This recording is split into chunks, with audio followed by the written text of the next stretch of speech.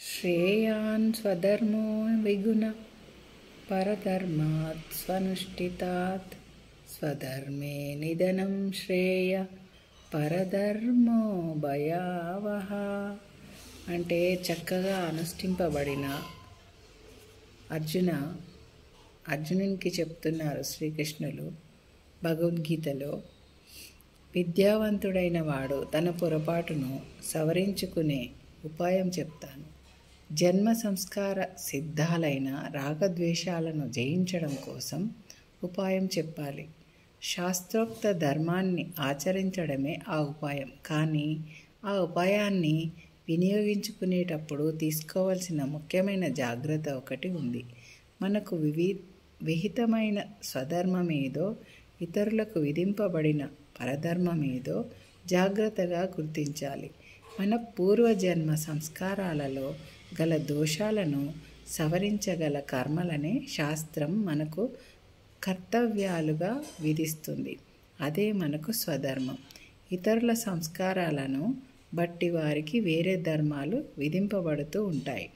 ఆ ధర్మాలు కూడా మంచివే కదా అని కానీ, అవి సులభంగా ఉన్నాయి కదా అని, అంటే ఇప్పుడు బొట్టు పెట్టుకోము, వాకిట్లో ముగ్గేయము, కొన్ని ఖాళీ ఇల్లు తుడుచుకుంటే చాలు, ఖాళీ కూర్చొని ప్రార్థన చేసుకొని వెళ్ళిపోతే చాలు, షూస్ ఉన్నా ఏం కాదు, అట్లాంటివి కొన్ని మతాలు ఉన్నాయి. అట్లా కాకుండా మనము స్నానం చేసి పవిత్రంగా యజ్ఞోపవేతం యజ్ఞోపవేతం వేసుకున్నా వేసుకోకపోయినా ఆ సూర్యుడికి నమస్కరిస్తామే, లేదా ఆ శ్రీకృష్ణ భగవానునికి నమస్కరిస్తామే. అలా భగవంతుణ్ణి స్నానం చేసి శుభ్రంగా ఆయనకు ఒక టైం కేటాయించి ఆయనకి ఉదయాన్నే పూజ చేయాలి. పూజ అంటే ఆయనని ఆత్మార్పణం. ఆత్మ అంటే ఆయనను మన లోపలికి సంగీతం పాడుతుంటే ఎలా తన్మయత్వంతో మనంతకు మనం ఆయనను అంటే నిష్టగా అందులో లీనమైపోయి పాడుతామో అంత ఇష్టంగా మనము ఆ శ్రీకృష్ణుణ్ణి, దైవాన్ని, మనం పూజించే దైవాన్ని భావించాలి. అప్పుడే మనకు మన ధర్మంలో ఉన్నట్టు. మొన్న ఒక మీటింగ్కి వెళ్ళాను. ఆ మీటింగ్లో అంటే ముస్లింలకు, క్రైస్తవులకు, ముస్లింలు, హిందువులకు జరిగినటువంటివి ఎక్కువ చెప్తా ఉన్నారు. అయితే మన ధర్మం మనకు ఇష్టం కాబట్టి మన ధర్మాన్ని వృద్ధిలోకి తీసుకురావడానికి నరేంద్ర మోడీ గారు, మరి బీజేపీ వాళ్ళు అందరూ కూడా బాగా ప్రయత్నిస్తున్నారు. అలా అని చెప్పేసి ముస్లింలనేం కించపరచట్లేదు. కించపరిచినుంటే వాళ్ళు మన దేశంలోనే ఉండేవారు కాదు. కానీ వారు చేసేటువంటి పాపాలు ఏవైతే ఉన్నాయో, వారు టెర్రరిజము, కాశ్మీర్ అడగడము, మరి దేశాలను విభజించమని అనడము, మరి అమ్మాయి అంటే చాలా టెర్రరిజం వైపు మొగ్గు చూపడము, చెప్పిన మాట వినకపోవడం, మొండిగా వాదించడం, వితండవాదం చేయడము, ఆవు మాంసాన్ని తినడము, ఆవు కొవ్వును స్వీకరించడము, ఆవులను చంపడము, ఇలాంటివి చాలా చేశారు వాళ్ళలో. చాలా మాకు అదే మా వృత్తి, అదే మా ధర్మం అని అంటారు. కాబట్టి ఆ ధర్మము భయానకమైనది. కాబట్టి చక్కగా అనుష్ఠింపబడిన మన ధర్మము ఆవులను పూజిస్తాం. ఆవు పైన ఎన్నో దేవతలు ఉంటాయని కొలుస్తాము. అది సాధు జంతువు, నోరుతో ఏమీ చెప్పలేదు, అంబా అని ఆ అమ్మవారిని అంబా అని పిలుస్తుంది. అంటే మనం అమ్మ అని పిలుస్తాం, అది అంబాదేవి. అంబా అంటాం కదా అమ్మను మనము, అట్లా విశ్వమాతను అంబా అని కొలుస్తుంది. అది దానికి బాధ వస్తే అంబా అంటుంది తప్ప ఇంకేమి చేయదు. యజమాని కొట్టినా కూడా భరిస్తుంది. అలాంటి ఆవుని మనము పూజిస్తాము. కానీ వాళ్ళు ఏం చేస్తారు, దాన్ని చాలా నీచంగా చూస్తారు, దానిని బాగా ఇబ్బంది పెడతారు. కాబట్టి మన ధర్మమే ఉత్తమమైనది, హిందూ ధర్మమే ఉత్తమమైనది అని చెప్పడానికి నరేంద్ర మోడీ గారు ప్రయత్నిస్తున్నారు తప్ప ఇతర ధర్మాలను కించపరచాలని కాదు. ఇతరుల సంస్కారాలను బట్టి వారికి వేరే ధర్మాలు విధింపబడుతూ ఉంటాయి. విధించని వాళ్ళది వాళ్ళకే, మనది మనకే.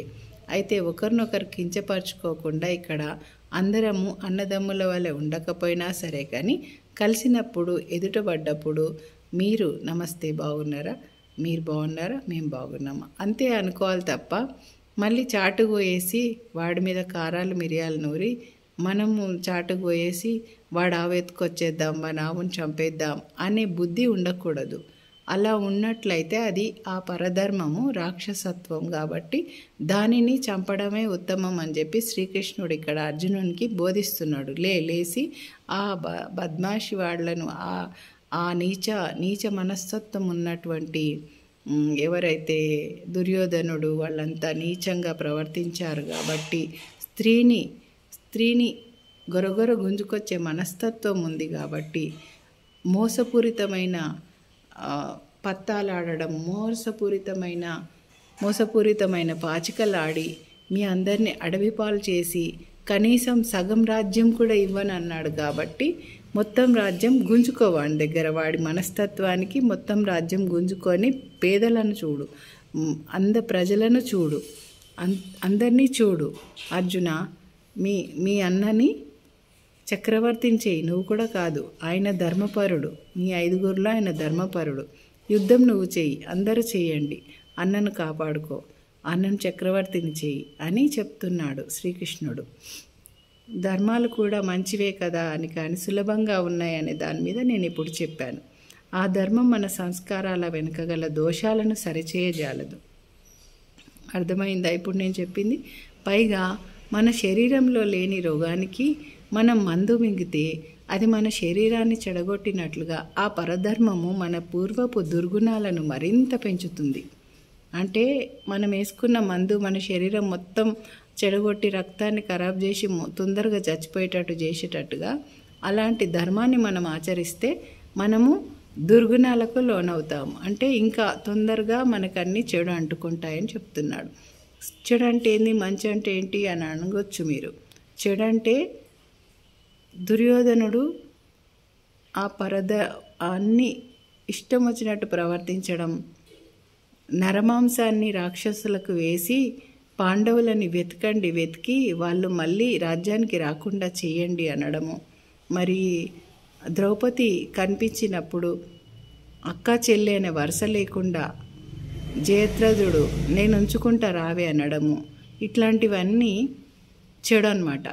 మంచి ఏంటంటే అలా కనిపించినప్పుడు అయ్యో సోదరి ఎలా ఉన్నావు, పాండవులతో మీరు అడవి పాలైపోయారు, అయ్యో దుర్యోధనుడు చేసింది తప్పు, నాతో సాయమైంది నీకు చేస్తాను, ఇదిగో తీసుకో అని అనాలి. కానీ అట్లా కాకుండా ఆమెను చెరబట్టుతా, నువ్వు పాండవులకు సరిపోవు, పాండవులు అడవి పాలైనరు, నా ఎంబడిరా అని వాడు కూడా తప్పుగా మాట్లాడడం. జయద్రథుడు ఆడపడుచు భర్త అయ్యుండి అలా చేయడం అది దుర్గుణం అన్నమాట, అది చెడు. స్వధర్మాన్ని కొంచెం అరకొర అనుసరించినా సరే అది మన సంస్కారంలోని దుర్గుణాలను ఎంతో కొంత తగ్గించి మన మోక్ష మార్గానికి ఉపకారం చేస్తుంది. అందుచేత స్వధర్మానుష్ఠానం చేసే సమయంలో పూర్తిగా సిద్ధి లభించక ముందే మరణం సంభవించినా సరే, అంటే మన ధర్మంలో ఉన్నప్పుడు, అంటే మనం ఇప్పుడు యుద్ధం చేయమంటున్నాను, చేయనంటున్నాం, మన యుద్ధం మనం చేసుకుంటూ మనం మరణించినా పర్వాలేదు, భగవంతుని దగ్గరికి చేరుకుంటావు. కానీ వాడిని వదిలేసి వాడిని చంపకుండా వాళ్ళయ్యో నా అన్నదమ్ములే, నా అక్క చెల్లెళ్ళే, నా అన్నదమ్ములే, నా పెద్దనాన్నలే, వాళ్ళు మరి నన్ను చూసిన భీష్ముడే అని అనుకుంటే నువ్వు చేయాలనుకునేది చేయలేవు, నువ్వే మరణిస్తావు. నువ్వు మరణించడం వల్ల అధర్మం వృద్ధి చెంది వాళ్ళంతా ఇంకా ఎక్కువ ఇష్టం వచ్చినట్టు ప్రవర్తిస్తారు. అప్పుడు నీ జన్మకు నా జన్మకు అర్థమే లేకుండా పోతుంది. మనం ఎన్ని జన్మలు ఎత్తినా కూడా వాళ్ళని చంపలేం. కాబట్టి నేను చెప్పిన ధర్మాన్ని ఆచరించి యుద్ధం చేయి అనడానికి ఇది నాంది అన్నమాట, ఇది చెప్పడం అన్నమాట.